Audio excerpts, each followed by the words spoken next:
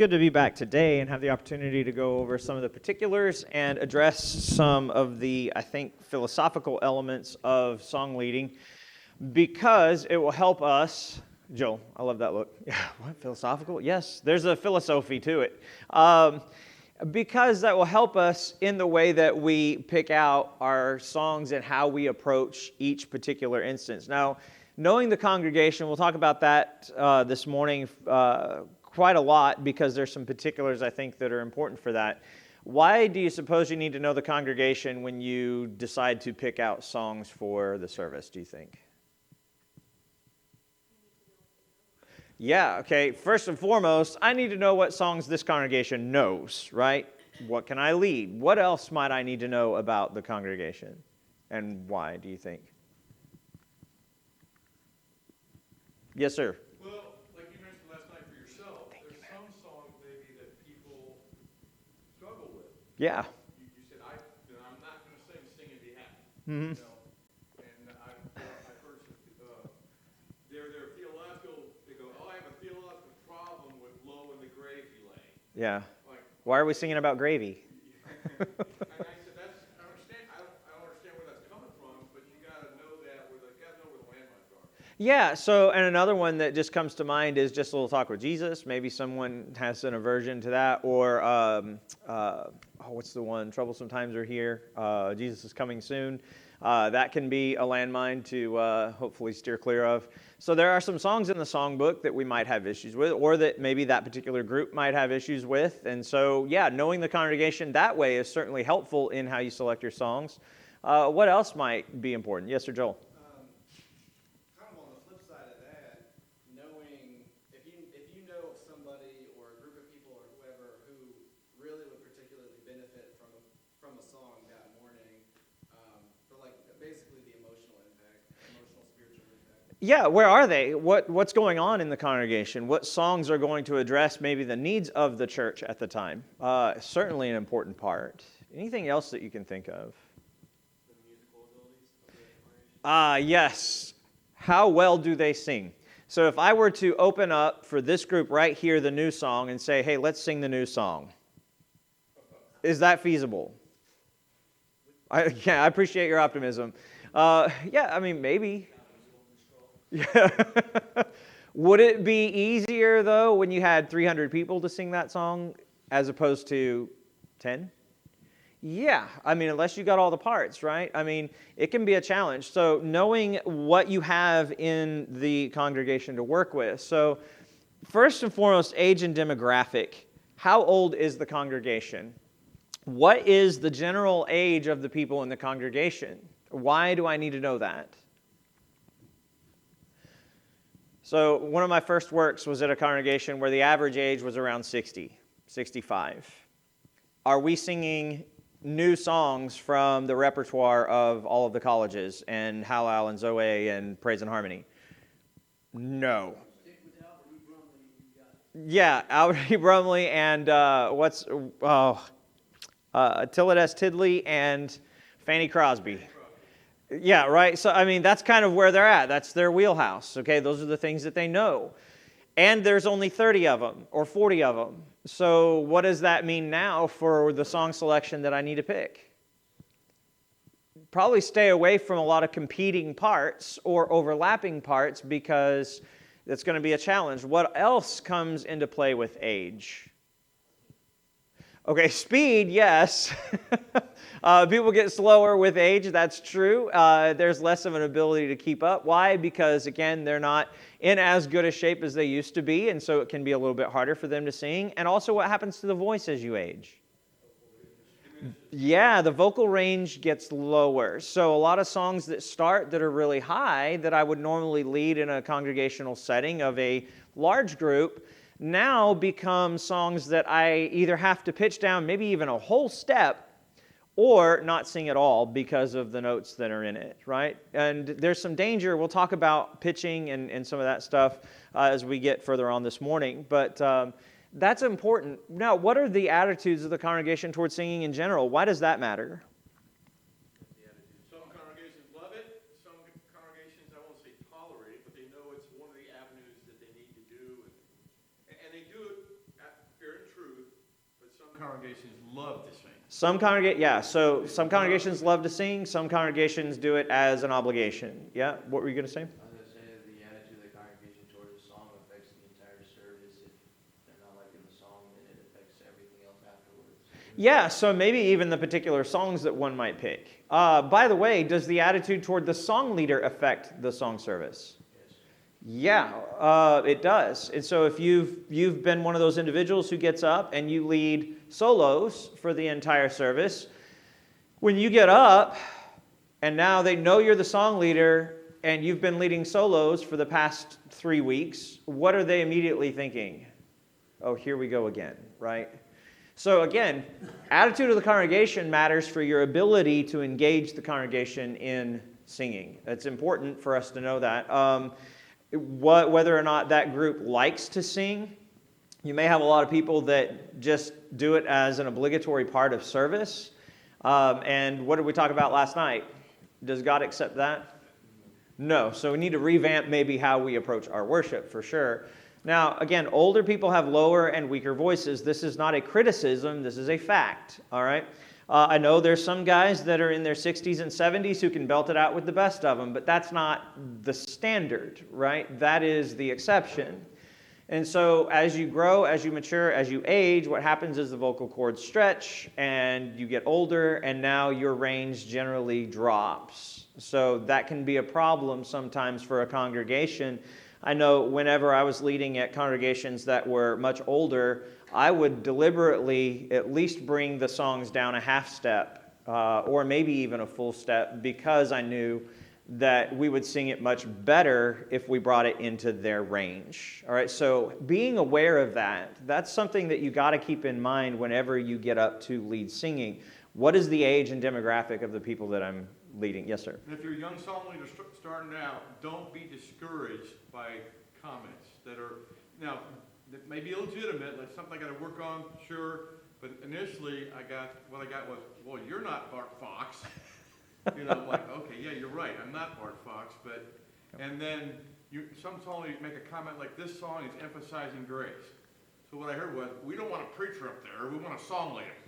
Yeah, I'm and like, okay, all right. there is some legitimacy to that, and we'll talk about... There is, but I'm like, okay, I just telling you what the song's going to be, and, you know, it wasn't a sermonette, you know, but Yeah. you take it on board, you filter it out, but don't let that shut you down and go, well, I'm not leading singing here because I just got, you know, busted a couple times. Yeah, so we'll talk about criticism too. Everybody's a critic, and everybody loves being a critic for someone who's willing to get up and do, right? So we'll address those things for certain. Younger people are less likely to sing out. Yes, sir. There's some song leaders that like to give a mini devotional before each song. Yeah. So are you there to do Devo time and give devotionals, or are you there to lead the congregation in worship? Worship. Yeah, so there's a guy that I knew at one place, and before every song, he would explain the whole background of the song. I'm like, do we really need to know that they were in a prison camp when they wrote this, and they were talking about their kids, and they loved them, and all this? I didn't come to worship to get a history lesson on every song, although that's interesting. That's not why you're up there, right? You're up there to lead the congregation in corporate worship, not to give an exposition of every song and why it was written, all right? Wrong place and time. Yes, wrong place and time particularly. Now, what about younger people? Now, I have up here, younger people are less likely to sing out. Is that true?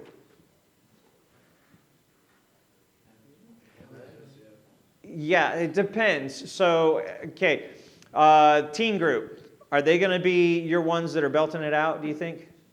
No, not particularly. Now, my son, him and his friends, they're over there. They're holding up the whole tenor section. I'm like, all right, fine, whatever. But again, generally speaking, that's the exception. So high schoolers are not going to be likely to sing out. So if you have a lot of high school and young adult group, anywhere from that 17 to 24 period, or age bracket, it's going to be a little bit more challenging to get them to sing out to some of the older songs. Now, what will they sing a little bit more fervently? The newer songs, the ones that they know and that they've been singing. So does that change how I pick my songs? Yeah, if I'm leading a group of people that are sub 30, am I going to Old Rugged Cross? Probably not. I mean, situation exceptions, right? But generally not. I'm going to be leading some of the songs that they know that they are very familiar with, that I need to be familiar with also. And as a song leader, I want to encourage us to be familiar with all of the repertoire that is in the church. Now, hard sell, I know that can be a challenge, but I think it's worth your time to put in to listen to those songs and to learn them and to make sure that you at least kind of have an idea of how they go. But younger people, generally speaking, are less likely to sing out. So, yes, Larry? When we stopped having Sunday evening services and we stopped having extended devotionals on Wednesday night, the younger ones stopped learning and becoming familiar with the older songs. Mm-hmm. And they are more familiar with the songs that they have in their youth group and their youth devotionals and things like that. Yep. And it has led to a problem with, in even some congregations that may or may not be considered affiliated with the Churches of Christ anymore, to separate services for youth. I've never heard of that, but... Well, yeah, Richland Hills has... Oh, well, Richland Hills is its own thing. I'm not even going to get into that. There's Yeah. You know, Yeah. when you have split interest, it can create some problems. Yeah, well, but here's the thing as a song leader. Can I lead new songs and old songs in the same service? Yeah. Yes. Do I have to strictly stick with the Sacred Selection songbook and only the songs in there are sanctified and I can't lead anything else that's not in there? No. Obviously, we have electronics, we have technology, we can throw the PowerPoints up there and use them in our service that have a lot of the newer songs in there. I can overlap and build a wonderful service based on a combination of both, right? And so as a song leader, I need to be thinking about what songs are going to be most effective and how can I bring the whole body together in singing these things, all right? I Will Call Upon the Lord. That was sang in the youth group a lot. It's in our songbook, but it's also a youth song that we sing in devos and all those kinds of things. Does that make it exclusively a youth song? No, not at all. Again, it's straight from the Psalms. So you think about the words of a lot of those songs coming straight out of the Hebrew Psalter. Those are great. Amen. And there's no reason why we can't utilize those in worship. So, but again, just as a generality. Now, song selection can be demographic specific, and this is kind of what we're talking about. I know that this is an older congregation, and I know that this is the song kind of group that they know. I know that they know this book, and they know maybe only 100 or 150 songs in that book well. And so that's kind of where I'm going to be drawing from. As we grow and as I get to know them and I get to develop a rapport with them and we can learn more, okay, maybe we can branch out and teach new songs and move that direction. And so knowing the group, if it is a small congregation in East Texas, I guarantee you they're going to be in the songbook and they're going to be singing Fannie J. Crosby the entire time, all right? But you have a bigger congregation, 300-400 members, 500 members. What do you suppose is going to be the knowledge of the song base? It's going to be a lot larger, and you'll have a lot more to draw from. And generally speaking, you can do a lot more with a congregation of that size if you're leading singing. So again, demographic specific, area specific, thinking about where you are and who you're leading. Big part of picking out a successful song service. Now, if there's a good mix of old and young, most songs will be fine. Why? Because the young people will support the newer songs in their singing, and the older people will support the older songs in their singing, and both can learn from them. You do need to be aware of the fact that some of the older folks do not want to learn a new song, nor do they want to sing a new song. They feel like they're betraying the old songbook, and I can't do that. That has become the secondary catechism for church, right? So if we throw something up on the PowerPoint, I've never seen this before, I don't know if I should sing this. right? So you will have some of that kind of mentality with a particular age bracket. So keep that in mind as well. That may lead to criticisms later on from people, but just take it cum grano salis, all right? It's not a big deal. But when you have this mix, and a good mix of old and young, you can do a lot with the song service. What do you know of this particular group, and what are they currently singing?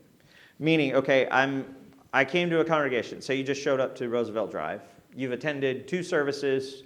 You've noticed a mix of some new songs and some old songs.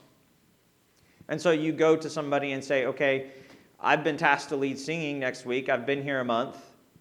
What do we know at Roosevelt Drive? You see, this is the way to go about setting up a good song service.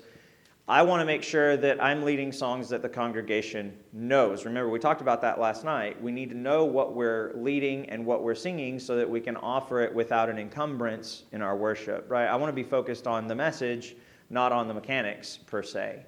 I want to be focused on how this is being delivered to God, not on trying to learn something new while I'm supposed to be worshiping. All right, and that can be a challenge. All right, I don't know of any priest that went to the altar and said, you know what?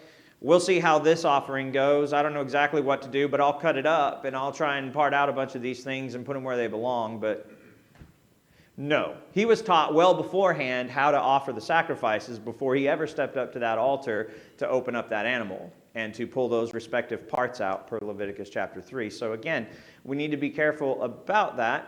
But what do we know of the group? Again, big question picture. And what is the song leader demographic?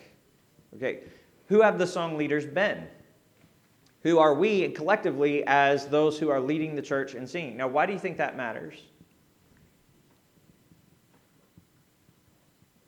Why does it matter what the demographic of you are? It matters because if you come to church and the only people in the forward by the podium leading songs or preaching or doing offering are over the age of 65, you begin to think, well, maybe there's not a place for me in this congregation. Okay, so maybe if we only have, boomers up here doing stuff, we think, okay, I'm not going to find a place to serve, right? Certainly that could have its effects on those who want to serve.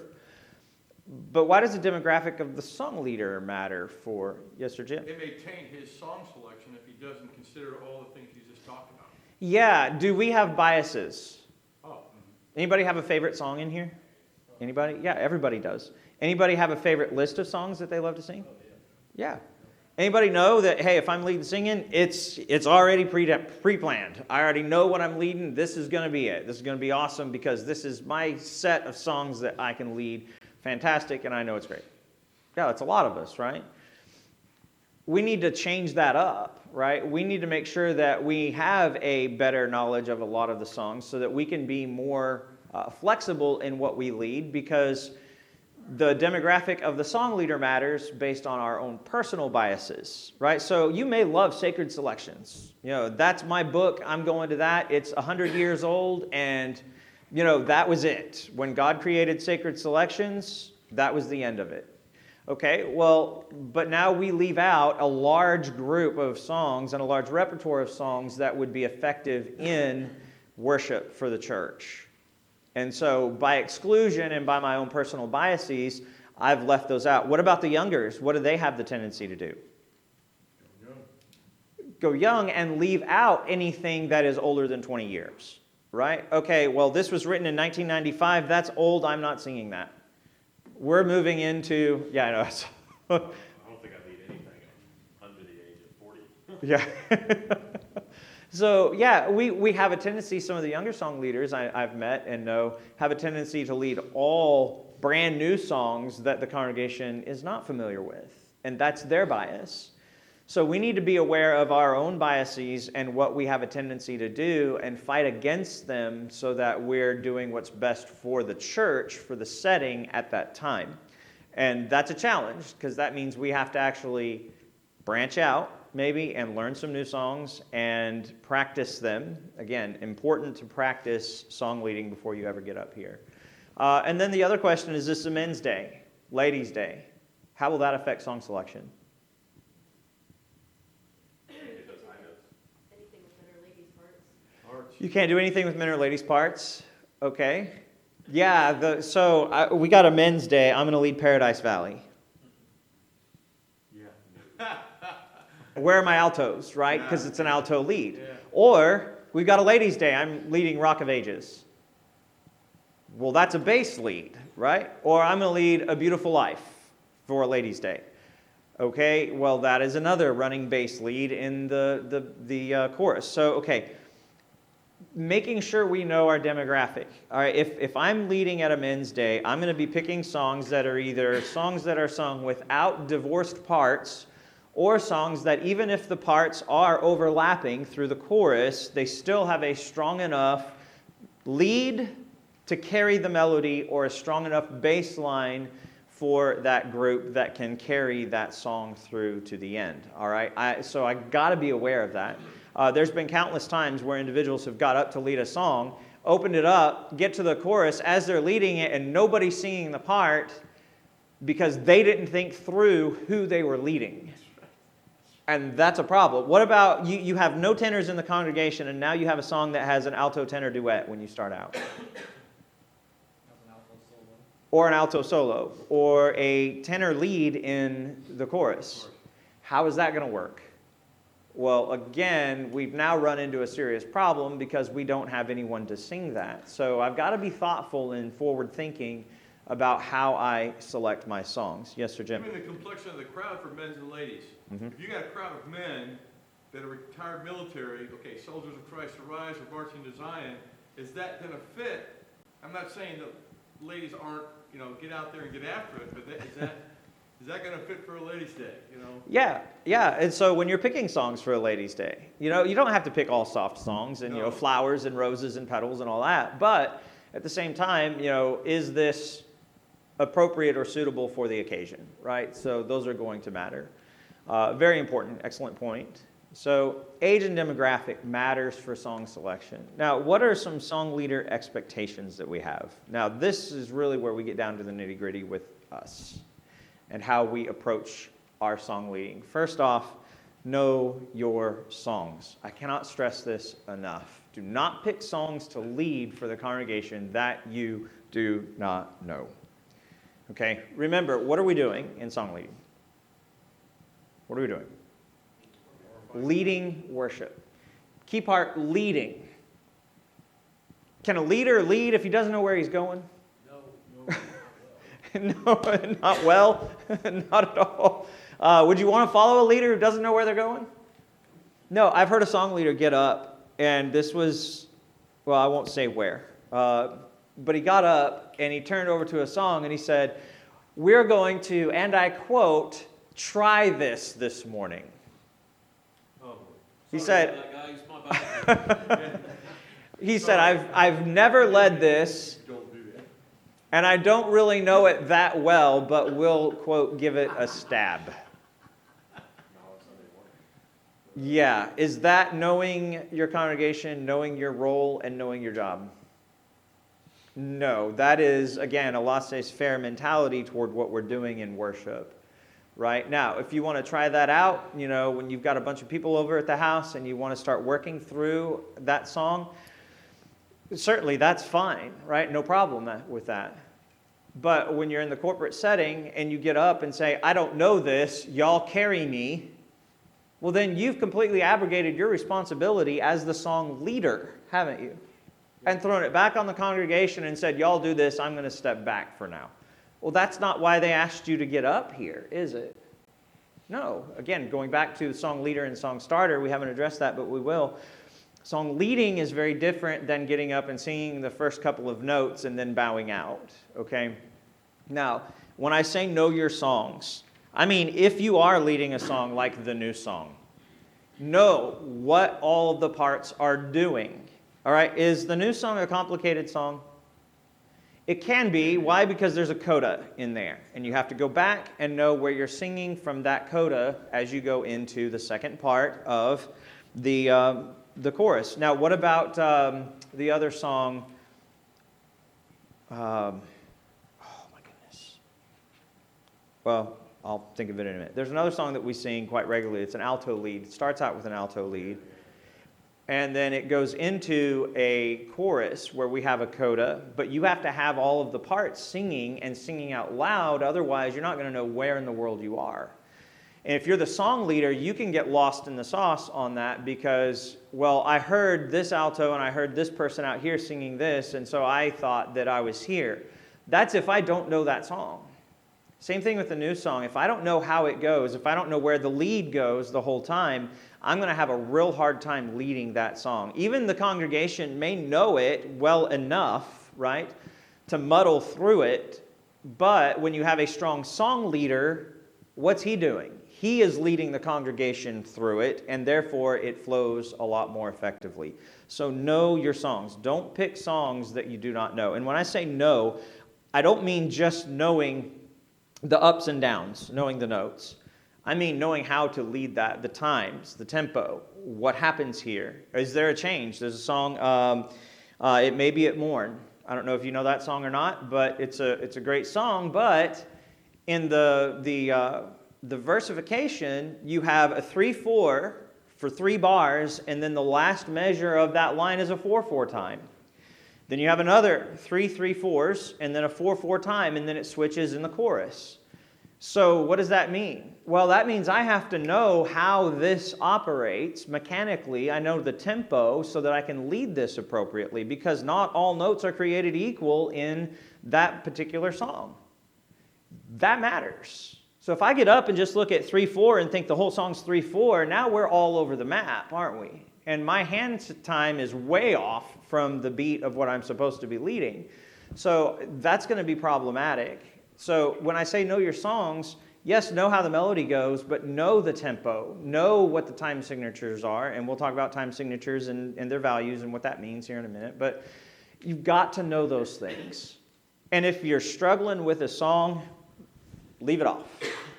If you're thinking, I'm a little bit iffy on this, no one's going to be frustrated that you didn't lead it and put in another song that you did know well in its place. Okay?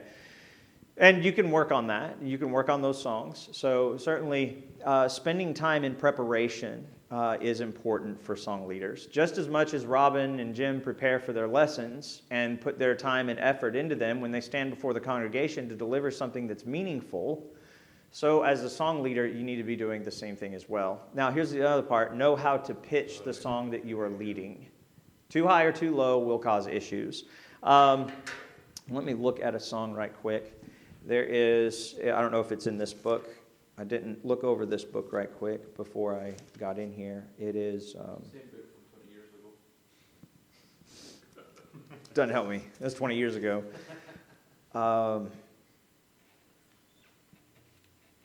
Hallelujah, praise Jehovah. Jump over to that. I think that's number 8.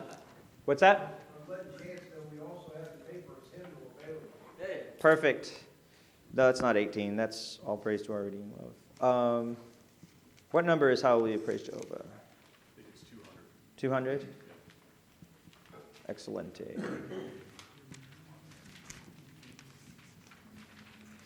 Okay, so when you look at this song, what do you notice about it at first? What's the first thing that jumps out to you about it? Starts out low. Okay, so it starts out on a D. All right, good to go.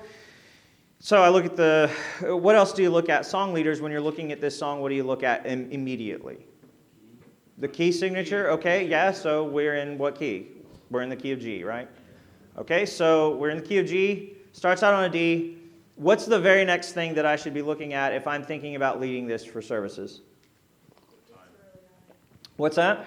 It gets really high. It does get really high. It goes to an E. Okay, so the highest note in the song is an E, right there at the very last line of the chorus. Okay, so I'm a baritone. I'm really not, but say I'm a song leader. I'm a baritone. Am I going to be able to lead this? Probably not comfortably. Okay, so now I have to match two things. What do I have to match? What do I have to pair? Okay, what do I have to put together in my thinking about leading this song? Two things. We've already talked about one of them. Okay, my vocal range, that's the second part. Yeah, where am I at vocally and can I sing this? And then what was the other thing that we talked about? The congregation. What is the range of the congregation? Can the congregation sing this song first and foremost as written? Right? So if I pitch it right in G, so I've got a G here. Do, so, right? Hallelujah, praise Jehovah, from the heavens praise his name. Okay, great. I can sing that, but what if the congregation can't sing that? Well, now I get to the point where I've got to really contemplate, as a baritone, say I'm a baritone, I can't sing that note, so I need to bring that down a half step. If I can bring it down a half step and I can hit that E, and now it's an E flat, okay, great, mission accomplished, we can lead that, and that'll be fine. And everyone, if you move within a half step, I will say this, and this is really important, within a half step, either higher or lower is acceptable. When you start moving whole steps down, you run into serious problems. What are the problems that you run into if you move it down a whole step, do you think? Too low. Well, maybe intonation a little bit, but too low for who? The basses. Now the basses can't hit those notes. Because look at the very last note in this song. What is it? It's a low G. Okay, so now I've moved it down a whole step, and now I'm asking the basses to sing a what? A low F. Okay, well, that might be doable for a lot of basses, but maybe not all of them. And now we've completely cut the floor out of the bass in the song. Okay, what about moving it one step higher? Full step higher. Sopranos lose our larynx. Yeah, right. So most sopranos are able to sing an A, and that's fine. Are the altos going to be able to hang with them, though, up much higher than that? No, they're not. And so the complementary notes of the alto are going to be problematic. So again, the shift, there's a reason why the writers wrote the songs in the keys that they wrote them in, right? They wrote them in those keys because for the general populace, that's one of the easier ways to sing them. Okay, so we need to make sure that we're paying attention to the pitch of the song. We'll talk all about this in the next session, but that's important when you're leading. Too high or too low as a song leader will cause some serious issues, even if you do know the song. How many of you have been sitting in a congregation and somebody started it too low and you thought, oh, this is awful? Yeah, I have. Now the tenor line is where the alto line should be. Yeah. And the alto line, who knows where, right? It's overlapping with the tenor line and maybe even the baritones almost. And you've got basses in the basement, all right, because it's too low. And now this, we can't even sing this. It doesn't even sound good. Is the congregation edified after that? No. What about the unnatural strain for a song that is pitched too high? You know right out of the gate, it's going to be... You know, as a tenor, someone who sings tenor, if somebody pitches it too high, I know immediately this is... drop the range to sing it. I have to go full down to be able to sing. Yeah, I got to sing down an octave, right? This is going to be rough, right? So again, too high or too low affects everything. Now, know how to sing it. This is important. This is really important. A couple of things. How many of y'all have kids? I know a lot of you do. Yeah, I do. We yell at our children, or we holler, right? Holler is the appropriate term. Yelling seems, angry and problematic, but hollering's fine. You're not hollering at the congregation from here, okay? Do you need to project with your voice? Is projection something we need to do you think? Yeah, why? Because you're leading, right? So projection is part of what I'm doing as a song leader. I'm not getting up and hollering at the church, hallelujah, praise God, right? That's not how I'm singing, because that's not singing. Singing is different. Singing is melodic. Singing has feeling and emotion in it. Okay, so what is a song that you sing to yourself with the emotion? Anybody have any favorite songs that you sing? Farther along, yeah, okay, dealing with trials, difficulties. Tempted and tried, we're oft made to wonder why it should be thus all the day long, okay? Tempted and tried, we're oft made to want, right? Is that, everybody's joining in? versus tempted and tried, we're off made to wander. Singing versus hollering, okay? Are we those people that get up and holler at the church, the notes, because you can still be on pitch and holler, or are we actually singing the song? What about Nearer, Still Nearer? Do y'all know that song? Yeah. So I've heard people get up and start that nearer, still nearer, right? Well, that's not how it goes, is it? No. Again, I'm leading the song in worship, so know how to sing it. There's also some things that we need to know. Go over to Nearer, Still Nearer. I'll go look at the numbers. Sorry, I don't have a bunch of numbers off the top of my head. 436, thank you. Now, is this a fast song? No. Why? What tells me immediately, well, look at it, it's 4/4. I mean, there's a lot of other songs that are written in 4/4 that are fast and upbeat. How is this not an upbeat, peppy song? What tells me that it's not? There's no 16th notes. Okay, no 16th notes. Certainly worth noting. Yeah. A little bit more mechanical, but looking at it, what's the first indicator that this is not a fast song?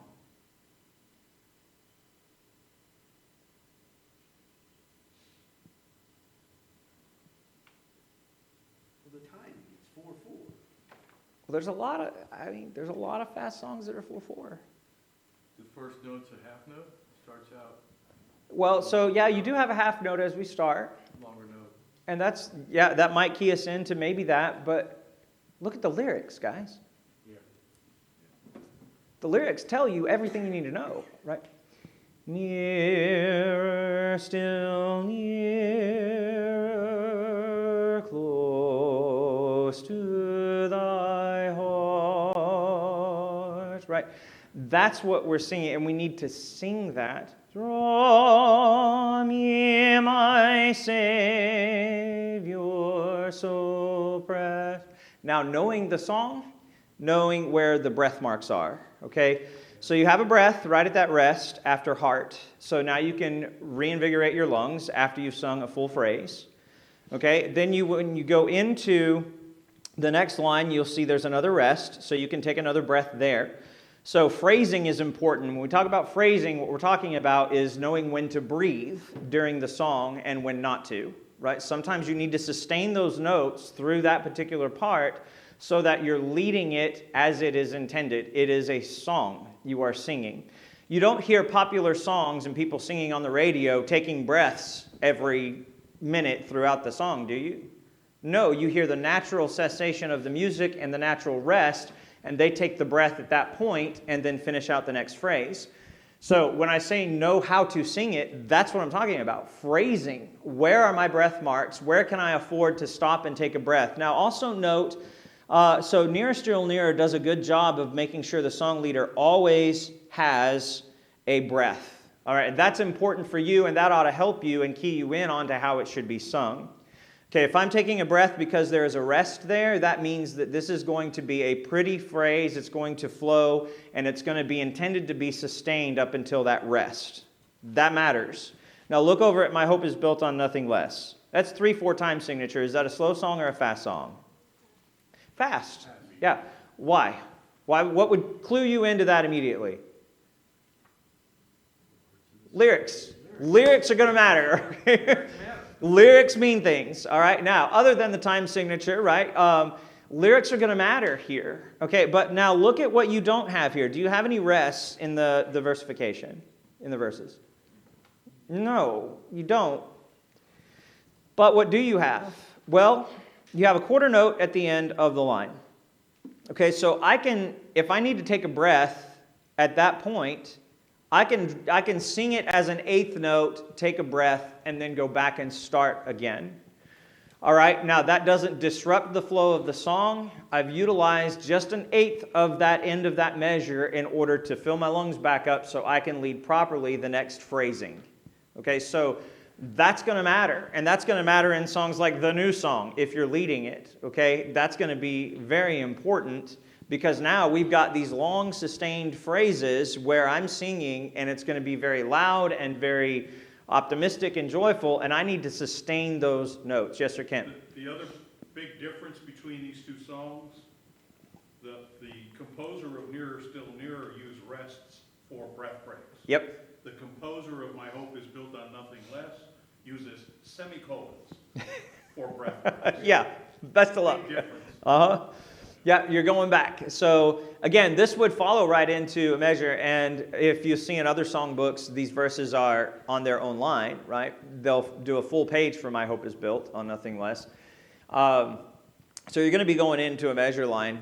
That coda there is just telling you to go back to the front. So, but yeah, you can use that end of that quarter note or even a half note. If a phrase ends on a half note and you've sustained that phrase for a while, you can take an eighth or a quarter of that half note to get a new breath to start the next line. So when I say know how to sing it, that's what I'm talking about. Knowing how to interpret that song and put the phrasing in there for you to be able to sustain it, and then to sing it. That is to really sing with emotion. We can sing Mary Had a Little Lamb, right? We know the song, we know the notes, but are we really singing with emotion and heartfelt vigor, Mary Had a Little Lamb? No, probably not ever, right? To our kids or anything else. It's just a kid's song. But what's the difference between the two? Well, what we're putting into it. Okay, and so as a song leader, you also need to make sure that you are singing the song. Because remember, these are pieces of music. Does that mean that you have to be, Luciano Pavarotti? No, that's not what I'm saying. What I am saying is that you put your heart into it so that you know what you're doing and what you're singing, phrasing, all that matters. So be clear and succinct as you give the number if the songbooks are being used. Now, that's important. And this goes into the presentation of the song leader. A couple of things to note, and we'll talk about it, I think, in another section too, but if I didn't put it in there, we'll talk about it now. Dead time between songs. Dead time between songs as a song leader can kill a service. One thing that some congregations do, I know that we do from time to time when we have some of the song leaders who do a fantastic job of this, is setting up your PowerPoint, not even announcing the book number, because on the digital or paperless hymnal or what we have the book number actually on the music on the PowerPoint. So if somebody wants to turn in the book, it's up there on the page.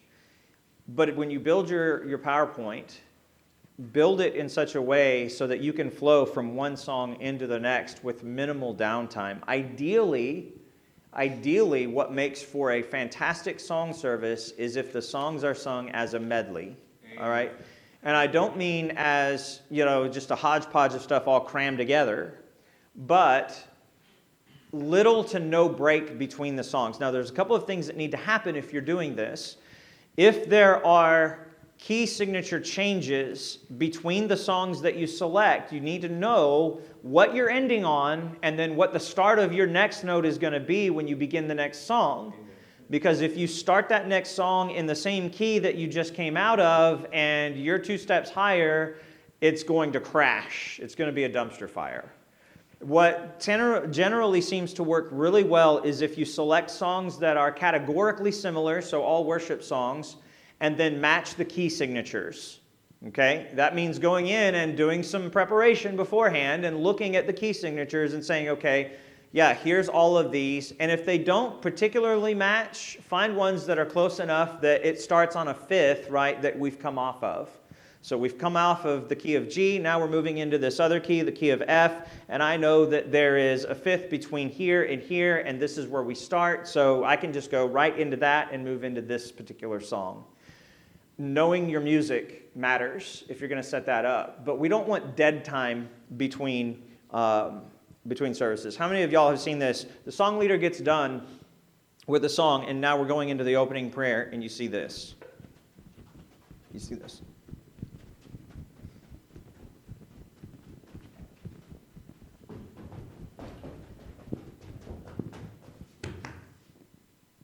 Okay, let's pray.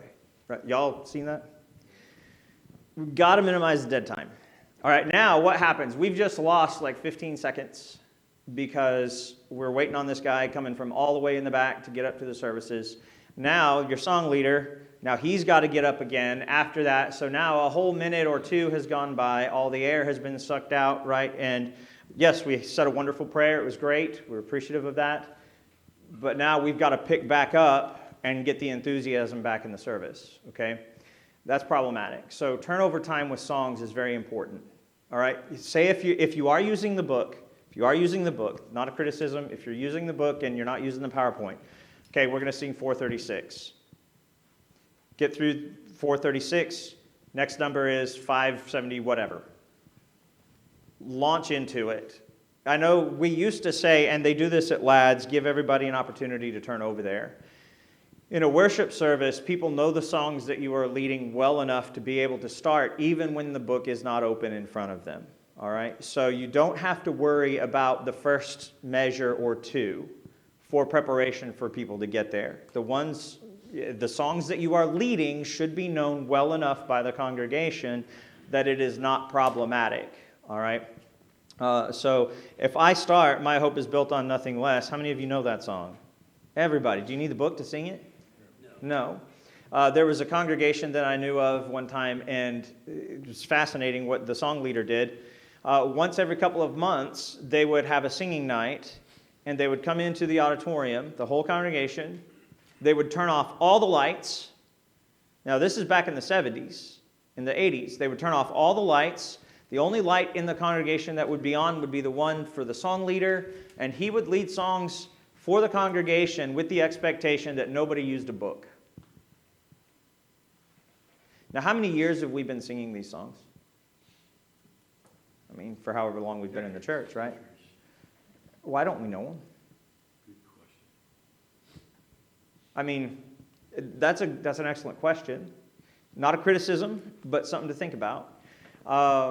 We ought to be able to sing those songs and know those particular parts that we respectively sing as we go through. So again, when you're going through this, be clear and succinct, right? When you give the number and then move into the song, right? There's no sense in waiting for a whole minute for the last person, Granny in the back trying to find that last page. Not a criticism of her, right? But we're here to worship. We're here to get this thing being what God wants it to be. So we don't need to kill time just turning pages. If projector is being used, then minimize dead time. Big time. You can really do that with a projector. And I see that you have one here. That can be utilized in an optimum way to promote good, awesome worship services. You can lead 3 songs before the opening prayer without ever saying a number. In fact, one of our song leaders got up, and what we do at Charlotte Avenue is our very first thing is we all rise and we sing the first song. And then he'll sit down and I'll do the welcome. Well, this particular Sunday morning, he put together 3 or 4 songs of worship and got up and led through all 4 of them without skipping a beat in any of them, put them all together, and it was fantastic. And then for the Lord's Supper, he did the same thing. He led 2 songs that dealt with the Lord's Supper that dovetailed into one another nicely without ever a break in the worship. He didn't say, turn to this page, turn to that page. He went straight into the next song. It was all up there.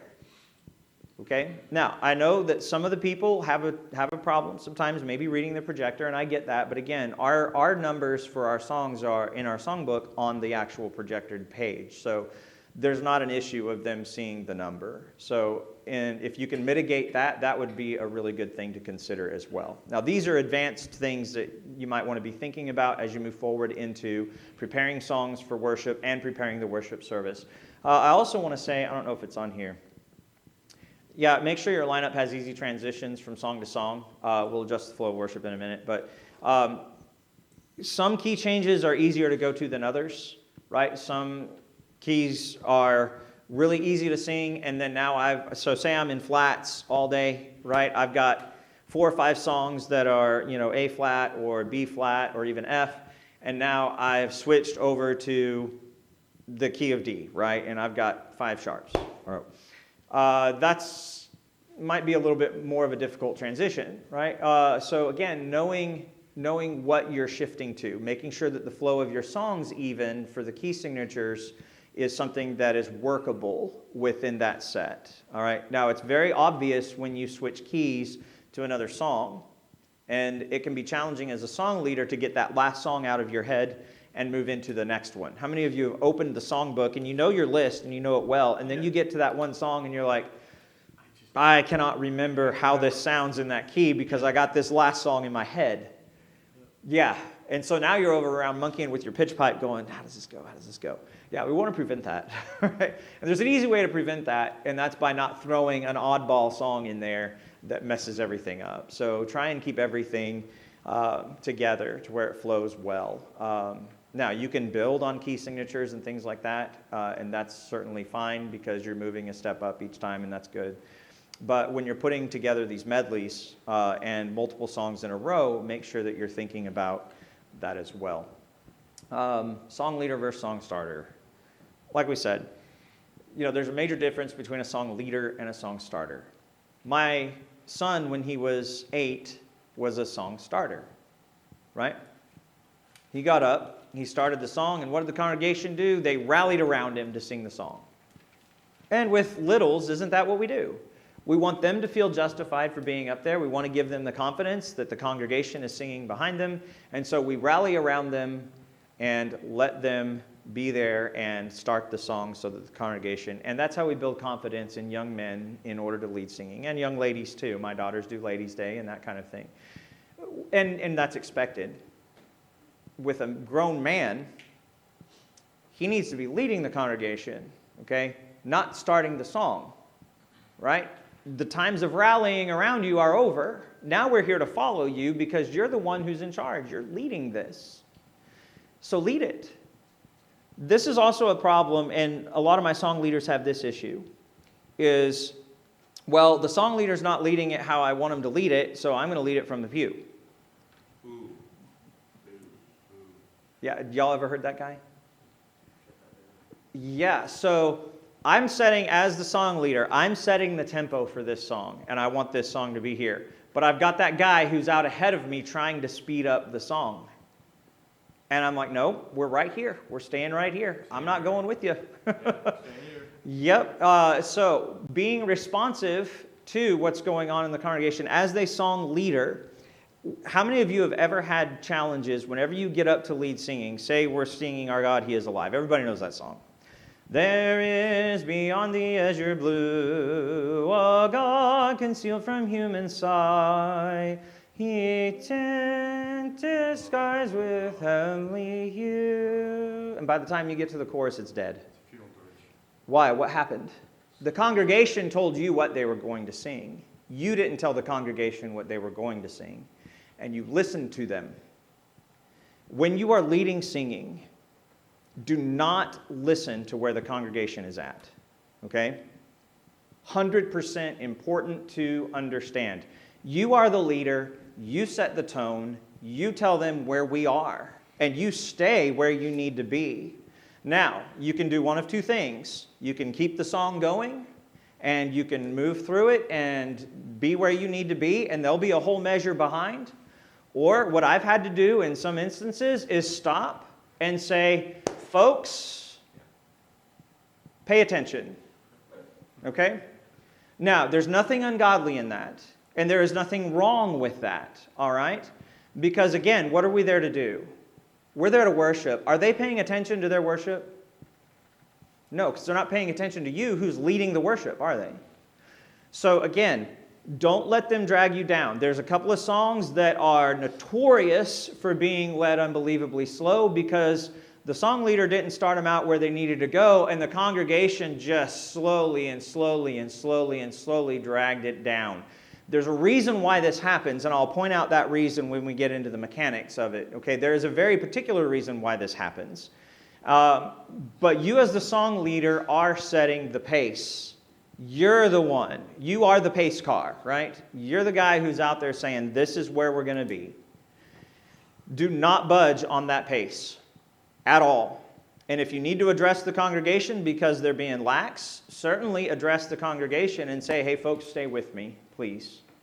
Please pay attention. We're doing this. Yes, sir. Is there anything wrong with being proactive if you know the song is melodious and slow or up-tempo to say, stay with me as we start this song. It's going to be a little bit, because you maybe know the congregation is going to try to slow Yeah. it down and say, on this song, we're going to keep the tempo up and keep going. No problem with that. No problem with that. So say we open to Soldiers of Christ Arise, and you brought it up, so it's a good song. Is that a slow song? Soldiers of Christ, oh. No, it's not. But by the 5th verse, right? How many verses are there? There's 5 verses, 6 verses? I think 5 verses. By the 5th verse, it's soldiers of Christ, right? Because what's happened over the duration of the song is it has gradually slowed down because the congregation has drug it down. Okay, and if you're not careful, you're trying to match where the congregation is with your leading rather than you leading the song. And that's the biggest pitfall of song leaders and tempo. So don't match the congregation. You match your pace. What you've set as the tempo is the tempo. You set the standard as you move through. Song leaders lead throughout the whole song. Song starters sing a few notes and then fade into the background. All right. I need to hear just as much of you from the first few notes as I do in the middle of the song and as I do transition to the chorus, as I do at the end of the chorus. You need to be there and be present the entirety of that song, all right? Because you're the leader. Congregation's not leading it, you are. So therefore, be present in the song. Don't start it and go, okay, well, I'm just going to back up and fade into the background and seep into the wall so nobody sees me, right? No. You're the one leading that song. Okay, so make sure that you take some authority there and lead that song. There are problems with the song starter method. What are some of the problems? Well, dragging, right? If they can't hear you, they're just going to naturally slow down and wait to get a cue from you about where they're supposed to be. What's another problem with just song starting? One singer may take over the key. Oh, yeah, key change. Yeah, we did not want a modal shift there. You started in, so I'm going to change it by the first, second measure. Yeah, and that happens a lot from the song leaders that want to lead from the pew. And that's a problem, okay? So as song leaders, I want to encourage us to be diligent to tune in to what the song leader is doing and put our biases about the song away. All right, I've heard song leaders lead songs a variety of different ways. I have my preferences because I'm human and I like things a certain way sometimes when we're singing. But you know what? I'm not the one in the pulpit leading. So I table those expectations and I lead where the song leader is. I do what he cues me to do, right? So that's important for song leaders who are sitting in the congregation. Make sure that you're paying attention to what he is leading, not to what you want led. Song starter method is problematic because of pitch and tempo and variation and all that kind of stuff. Now it's just whoever can be the loudest voice out there to lead the rest of the people becomes the de facto leader, and this guy's abrogated his responsibility. Verse guidance. Okay, where are we at? What verse are we going to? Are we going to verse 2 or verse 3? We never sing verse 3, right? If there's 4 verses, right? 3 is anathema, right? And 2, if there's only 3 verses, we don't sing it. That's a joke. But yeah, we need to know where we're going as the congregation. And if you're the song leader, this is a problem because you're not guiding the congregation into where they need to be going. Now, we say that at the very beginning, but if you're using a projector, all of your verses that you're going to be leading are up there, so you shouldn't have to worry about that. This only matters when we're leading out of the book and we don't have all of them lined out, okay? And so we have to be specific. No dynamic energy. What's the difference between a dynamic song leader and a non-dynamic song leader? A dead or alive service. Yeah, dead or alive service, confidence. There are some song leaders that get in the pulpit and have a presence, right? They get up there to lead singing, and you know we're here to sing and worship God, and this guy means business. Pay attention, get on board, buckle up, right? That's your dynamic song leader. Why? Because he's already proven we're here to sing. We're not here to fool around. We're here to do what God wants us to do, and we're going to be very serious and intentional about this. No dynamic energy, that's the guy who is very flat, very stale, and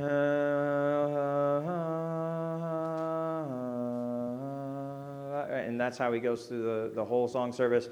Now, dynamic markings are also important. We'll talk about that in the mechanics a little bit later. No direction or guidance on specific musical markings, right? That's the dynamic element. Okay, we'll look at those in a minute. No stability in the movement of the song. Song's got to have movement. Every musical piece has movement. You have to see the movement as the song leader in that song to know where you're going and to know how it fits into the rest of the service. So volunteerism versus ability. We'll get through this and we'll take a break. I'm sorry, I know I've kept you a little bit over, but we didn't start till late, so. Not everyone who volunteers to preach gets to preach. Would you believe that? Yeah. Why? Not everyone's got the gift. Okay, not everyone's got the gift. Why else? Not everyone can be prepared to address the congregation. Yeah, so just because I volunteer, I know that we want, and let me be very, very clear about this. I love it when we have men who want to lead singing. Absolutely love it. I love it when we have men who want to lead singing who struggle with singing, because that says more to me about their character and wanting to serve than it does about their perception of themselves. Okay? I struggle with singing, I struggle with this particular area, but I want to serve where I can, and if I can be useful in this, I want to try. I have great admiration for that. Sometimes there's a bucket that they try and carry tunes in, and it's full of holes. And some people will never be able to lead singing because they can't even carry just a general melody. My granddad was one of those. When he was in preaching school, they had a song leaders course, and they told him in very, very generous terms, we will give you a C if you don't attend this class.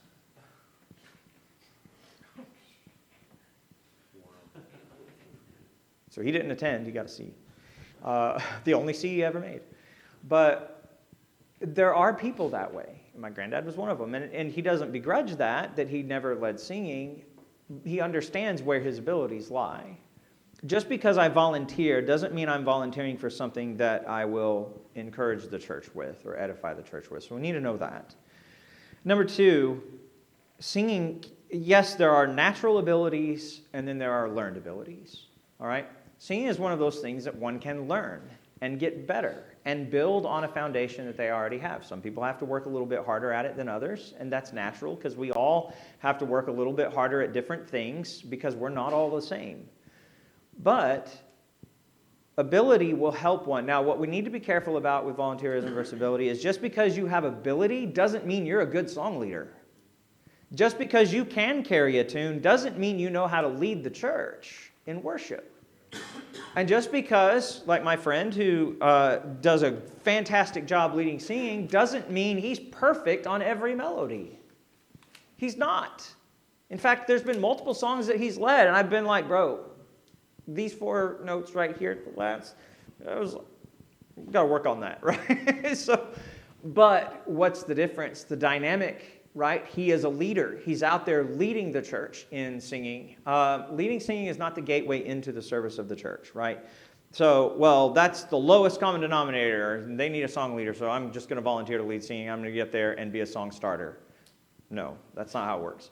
There are some with more natural gifts that lend themselves to leading singing. I get that, but even if I am not gifted, I can still learn. Amen. I can absolutely still learn. All right, so we may be on different spectrums in the way that we approach music and the way that we lead singing, but we can all get better and strengthen those things that we have when it comes to leading the Lord's church in worship. Yes, sir, Jim? And I agree with everything you said, but we have to accept the fact that Sunday morning is our high mass. That's a reality. So even if you learn that if you're not ready, you can learn at another time, Wednesday or Sunday night, or a small group. And you need to put your best foot forward in every area with the men who lead. Yeah, absolutely. You guys can pray, but Sunday morning is not, you have a great heart, so we're going to put you up there Sunday morning so you can learn. No. A great heart doesn't always translate to great song leading. No. I know several congregations who have a very small list of people that they let lead worship on Sunday morning. And only because of the effect that the song service has on the church and what we want to offer. And there's nothing wrong with that. There's absolutely nothing wrong with that. Okay, that's each elder's discretion for them to make sure that the worship is done and orchestrated as they see fit. So if you're leading Sunday night or Wednesday night, hey, that's an awesome opportunity for you to. I will guarantee you this: it's harder to lead singing Sunday night and even Wednesday night than it is on Sunday morning. And if you can master the Sunday night crowd and the Wednesday night crowd, that will help you immensely with Sunday morning. Okay, so we'll get to mechanics in a moment. We'll take a break for about 15 minutes. We'll convene at 11:30 maybe. Would that be fine? 10 minutes? Yeah, 10 minutes. 10 minutes, so 25 after.